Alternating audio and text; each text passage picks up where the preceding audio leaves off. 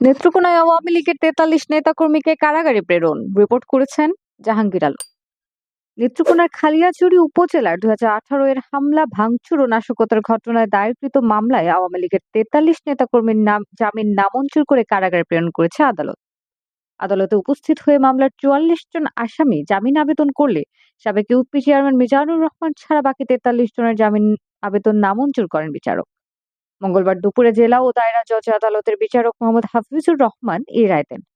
আদালত কারাগারে নেওয়ার সময় আদালত প্রাঙ্গণে জয় বাংলা স্লোগান দিতে শুরু করলে আসামি ও বাদীপক্ষের মধ্যে হাতাহাতির ঘটনা ঘটে।